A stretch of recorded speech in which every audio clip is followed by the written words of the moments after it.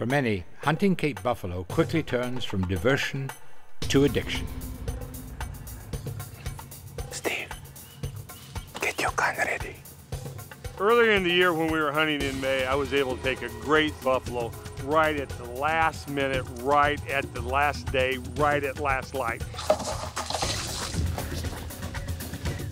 When he steps out, I'll take him.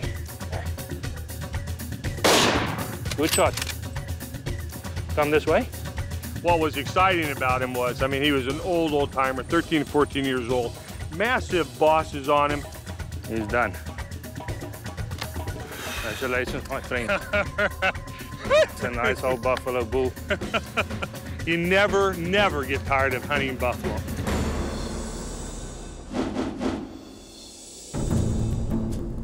Deep in South Africa, artist and adventurer Steve LeBlanc renews his pursuit of these big bad Duggar boys. And this time, he's got some friends in tow. You know, in life, there are few things that are as unpredictable, dangerous, and deadly as hunting Cape buffalo. Brad and I have once again returned. This time we're bringing our good friend Bill and Brad's other son, Christopher, to hunt Cape buffalo. Days before, hunter Brad Sievers was this safari's first man on the trigger, as he stalked and stifled a world-class bull at perilously close range. One more time. Okay. Here's this big old bell-shaped bull. I mean, it's what I wanted, it's what I pictured, and I can't believe it, on the third day of the hunt, we've got the bull that I want to shoot.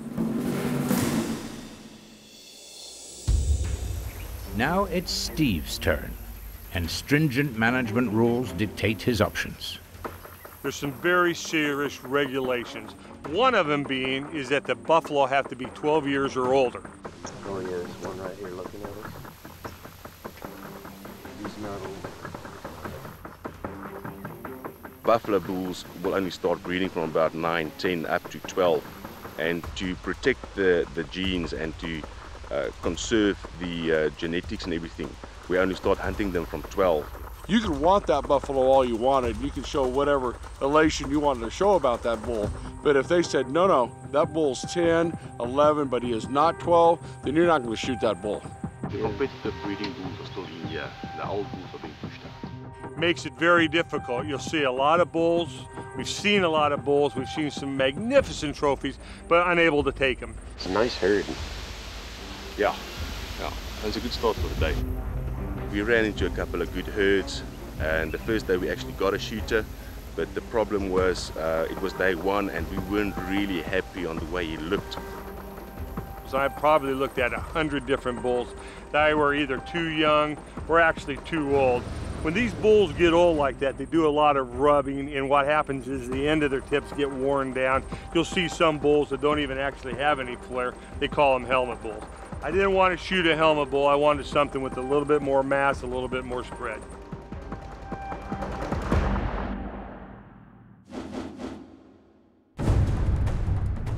With a keen sense of smell, sharp hearing, and surprisingly good vision, the Cape buffalo is always alert, aware, and prepared to literally stamp out any threat. And these behemoths are built for battle, with rugged, massive shoulder plates protecting their vitals. A misplaced bullet evokes a violent, deadly rage, which only a perfect brain shot can diffuse. You've read the stories, you've seen the TV shows, there's videos out of bulls charging.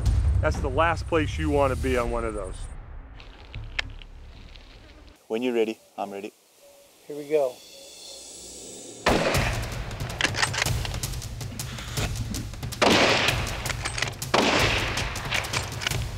Wait. Where'd you hit him, Steve? I thought he hit him right. Low. The slightest error in shot placement pits a mere man against a monstrous beast. This is a thing where you can die. I don't want to be in the situation. The situation is the way it is, and we have to take care of it. This is bloody dangerous. You can't get a worse situation than what we're in. When you track a wounded animal like that, I never rush. I take my time.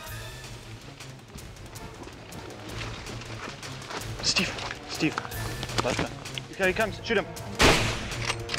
Put one more into its chest. Well done. It was a pretty close charge. It was in thick cover, and you don't always walk away from that. Steve's quest for an aged bull continues. The reason you find them down here is because of their age, but because of this is easier to chew. Yeah, they're losing their teeth and stuff. Yeah. It's more supple vegetation, and that's why you normally have the older bulls in your riverbeds. It's because of the vegetation that it's just easier for them to chew. Easier to chew, it makes sense. Yeah. You know, they're losing their teeth, they're loose or whatever. And just like anybody else, some old man, that's why he eats porridge and soup and oatmeal. Oh yeah. Can't chew those apples, corn, and steak. Yeah. You gotta do what you can do. Beset by drought and pressured by poachers, Limpopo still produces many fine bulls, and Steve LeBlanc seeks the best of the best. There's so many animals congested along the Limpopo, they have to be thinned out. Steve's been over to Africa over 30 different trips. He knows what's over there. He knows what he likes. Steve was looking for something that's just really old, just an ancient old Cape buffalo.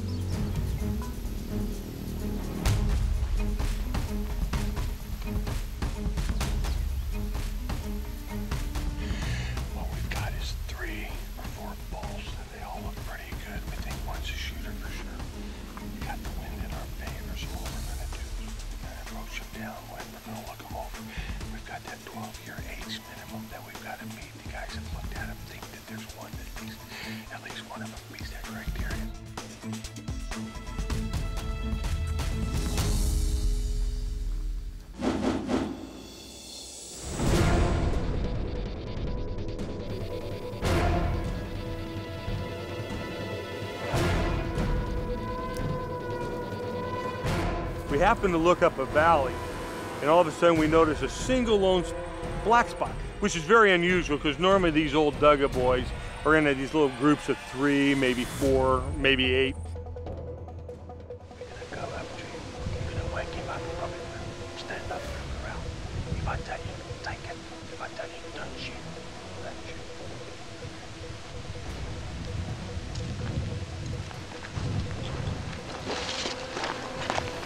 We snuck down to him, and he was not aware that we're in the area at all.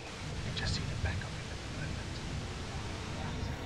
him. And he said, something's really curious about that bull. Let's get closer to see what it is. So we walked all the way up about a mile up this river bottom.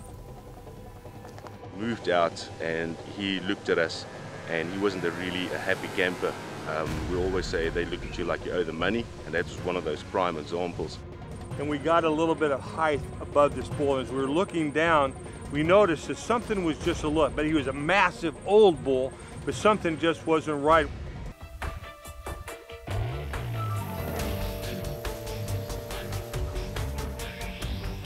But he was a massive old bull, but upon further inspection, we realized what had happened.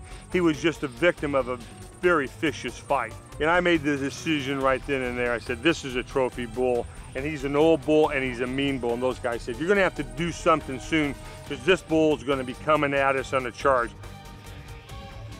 A wounded Cape buffalo is a dauntless and deadly attacker.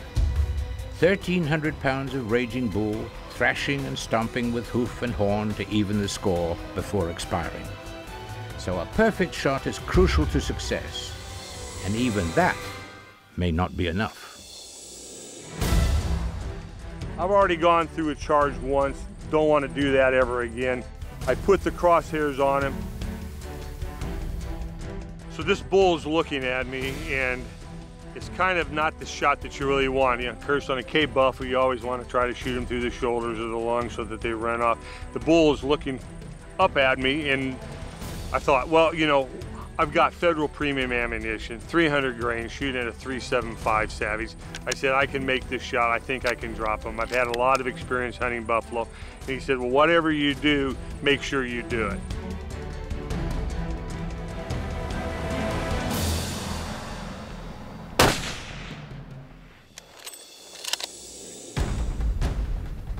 Steve delivered a perfect frontal shot. We saw the shot was good, but as he ran across the riverbed, we thought just to be safe, we'll give him a second shot. He's down. Very nice. Very nice. He's going down.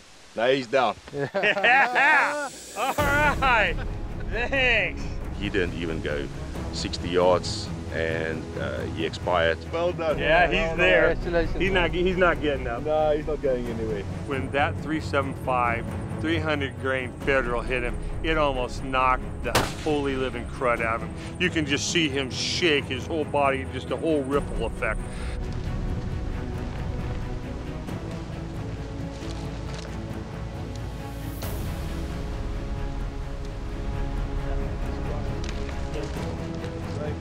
Great bull.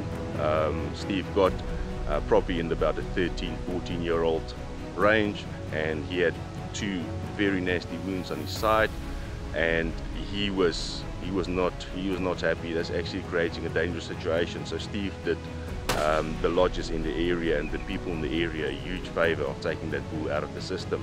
Well, the reason why he's by himself is he's been in a fight, and he looks like he was on the losing end of the fight. He's got a bunch of marks into him. It's actually got maggots coming out of him. It's over here on the edge there. This bull probably would have gone off and either died or caused a lot of problem. When they get sick and angry and pissed off like this, they're just going to look for an excuse for somebody to run over, and all of a sudden somebody's out here walking or they're moving around a vehicle. He's mad, he charges him. So a twofold: one, he was an old bull well past his prime, and number 2, he was an injured bull. Well done. Great shooting, Steve.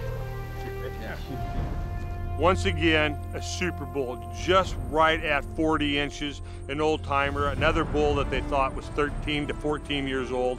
Massive, massive boss is really what I really came for.